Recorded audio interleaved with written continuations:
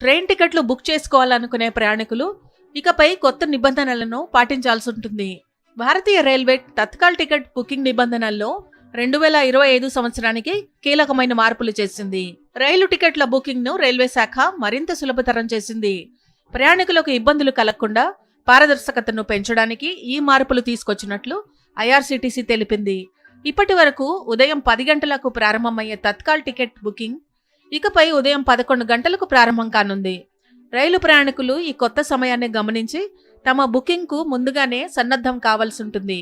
తత్కాల్ టికెట్ల కోసం AC, non AC కోచ్లకు ప్రత్యేక కోటాలను నిర్ణయించింది ఐఆర్సీటీసీ. కొత్త నిబంధనలతో ప్రయాణికులు కోరుకున్న సీట్లను పొందే అవకాశం ఉంటుంది. ఐఆర్సీటీసీ డైనమిక్ ధర విధానాన్ని అమలు చేసింది. టికెట్ డిమాండ్ లభ్యతను బట్టి ధరల్లో హెచ్చుతగ్గులు ఉండేలా చర్యలు చేపట్టనుంది. తత్కాల్ టికెట్ బుక్ చేసుకునే వారికి ఆధార్ కార్డు తప్పనిసరి. నకిలీ టికెట్ల బుకింగ్ ను నివారించేందుకు ఈ కొత్త నిబంధన తీసుకొచ్చినట్లు ఐఆర్సీటీసీ తెలిపింది. అయితే ఇప్పటి వరకు తత్కాల్ టికెట్ రద్దుపై కఠిన నిబంధనలుండేవి. కొత్త మార్పుల ప్రకారం 24 గంటల ముందు టికెట్ రద్దు చేసిన ప్రయాణికులకు రీఫండ్ లభించేలా ఐఆర్సీటీసీ మార్పులు చేసింది. ఈ నియమాలతో టికెట్ల బుకింగ్ మరింత సులభతరం కానుంది.